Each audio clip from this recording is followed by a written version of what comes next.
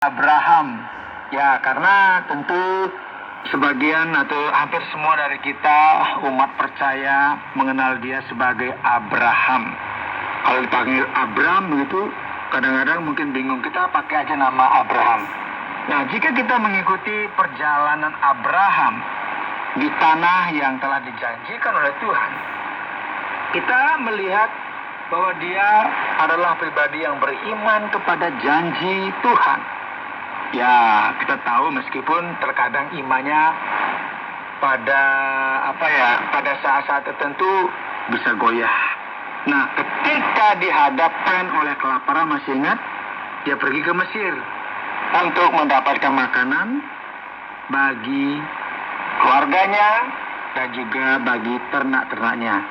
Nah, kita ingat juga di Mesir dia bertemu dengan seseorang, ya, yang namanya siapa? Hagar. Itu pelayannya, yang tentunya kita akan membahas lebih banyak nanti. Nah, saat Abraham berpisah dari keponakannya Lot yang saat itu menetap di Sodom, kemudian kita ingat juga bahwa Lot diculik oleh suku-suku penyerang, dan Abraham sebagai pamannya itu harus menyelamatkannya. Tuhan berjanji bahwa Abraham dan seluruh keturunannya akan diberkati. Namun hingga hari tuanya, dia belum juga mendapatkan keturunan dari Sarai istrinya. Dan Sarai kemudian mulai bertanya-tanya, apakah Tuhan akan menggenapi janji-janjinya? Nah, untuk itu mari kita bersama-sama membaca Kejadian pasal yang ke-15. Kemudian datanglah firman Tuhan kepada Abraham dalam suatu penglihatan. Janganlah takut, Abram, akulah perisaimu, upahmu akan sangat besar. Saudara, mengapa Abraham merasa takut? Sebagai konteks, ya, sebagai informasi, ya, saat itu Abraham baru saja mengalahkan 4 orang raja untuk menyelamatkan keponakannya yang bernama Lot. Dan untuk saat itu, ya, dia ketakutan bahwa orang-orang dari kerajaan tersebut akan balas dendam. Tetapi Tuhan berfirman bahwa dia akan menjadi perisai bagi Abraham dan upahnya sangat besar. Abraham jawab, "Ya Tuhan Allah, apakah yang akan Engkau berikan kepadaku?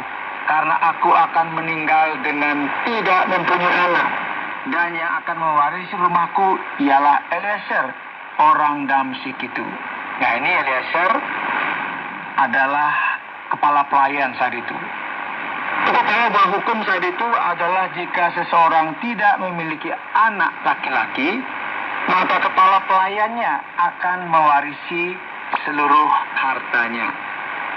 Lagi kata Abram, "Engkau tidak memberikan kepadaku keturunan, sehingga seorang hambaku nanti menjadi ahli warisku." Tetapi datanglah firman Tuhan kepadanya demikian, "Orang ini tidak akan menjadi ahli warismu, melainkan anak kandungmu, dialah yang akan menjadi ahli warismu." Lalu Tuhan membawa Abram keluar serta berfirman, "Coba lihat ke langit, hitunglah bintang-bintang, jika engkau dapat menghitungnya." Maka firman-Nya kepadanya, "Demikianlah banyaknya nanti keturunanmu." Saudara, di kota besar, ya, memang sulit ya melihat bintang karena terlalu banyak cahaya dari lampu-lampu gedung. Namun jika kita pergi ke pedesaan yang masih kurang, katakanlah penerangannya masih agak gelap gulita di malam hari, dan coba kita tengok ke atas dan kita akan melihat banyak bintang-bintang. Ya, ini bisa dibilang mustahil, ya. Sama halnya dengan mengambil segenggam pasir di pantai dan mencoba menghitung setiap butirnya satu persatu. Ada kira-kira yang coba menghitungnya? Saya kira nggak ada, ya. Ya, Tuhan berjanji kepada Abraham bahwa keturunannya akan sebanyak bintang di langit dan butiran pasir di pantai. rasanya terlalu banyak jika kita menghitungnya. Ayat 6, lalu percaya Abraham kepada Tuhan, maka Tuhan memperhitungkan hal itu kepadanya sebagai kebenaran. Nah, dari ayat ini saudara, kita bisa memahami bahwa ketika kita tidak bisa dianggap benar tanpa iman kita kepada Tuhan, kita tidak memiliki kebenaran dari diri kita sendiri. Kita ingat ada di Ibrani 11 ayat 6, tetapi tanpa iman tidak mungkin orang berkenan kepada Allah. Sebab barang siapa berpaling kepada Allah, ia harus percaya bahwa Allah ada dan bahwa Allah memberi upah kepada orang-orang yang sungguh-sungguh mencari Dia.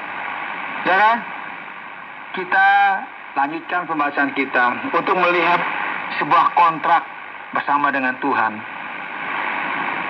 Abraham di sini adalah bagian dari kontrak itu mengenai tanah yang dijanjikan.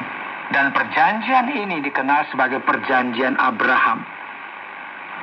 Di dalam Kejadian 15 ayat 7, akulah Tuhan yang membawa engkau keluar dari Ur Kasdim untuk memberikan negeri ini kepadamu menjadi milikmu. Kata Abram, ya Tuhan Allah, dari manakah aku tahu bahwa aku akan memilikinya? Firman Tuhan kepadanya, ambillah bagiku seekor lembu betina berumur 3 tahun, seekor kambing betina berumur 3 tahun, seekor domba jantan berumur 3 tahun, seekor burung terukur dan seekor anak burung merpati. Diambilnyalah semuanya itu bagi Tuhan, dipotong dua, lalu diletakkannya bagian-bagian itu yang satu di samping yang lain. Tetapi burung-burung itu tidak dipotong dua. Ketika burung-burung buas hingga pada daging binatang-binatang itu, maka Abraham mengusirnya. Ya, saat ini cara perjanjiannya mungkin terdengar aneh bagi kita ya, tetapi inilah kalau kita perhatikan cara orang membawa perjanjian antara dua orang pada masa itu. Pada masa itu perjanjian tidak ditandatangani dengan pena seperti sekarang. Sebaliknya, mereka melakukan ritual khusus. Mereka memotong seekor hewan menjadi dua bagian, dan kedua pihak yang membuat perjanjian akan berjalan di antara potongan-potongan itu. Tindakan ini berarti semoga kita mengalami nasib yang sama jika kita melanggar perjanjian ini. Dengan cara ini, Tuhan menunjukkan kepada Abraham betapa seriusnya dia dalam menepati janjinya. Namun, mari kita lanjutkan pembacaan kita di ayat yang 12. Menjelang matahari terbenam, tertidurlah Abraham dengan nyenyak. Lalu turunlah meliputinya gelap gulita yang mengerikan.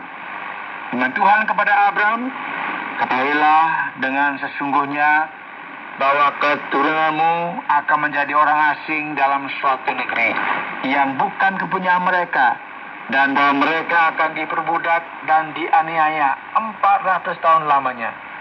Tetapi bangsa yang akan memperbudak mereka akan kuhukum, dan sesudah itu mereka akan keluar dengan membawa harta benda yang banyak. Ya saudara, kitab Keluaran menceritakan tentang bagaimana Allah membebaskan keturunan Abraham dari perbudakan di Mesir. Ayat 15, tetapi engkau akan pergi kepada nenek moyangmu dengan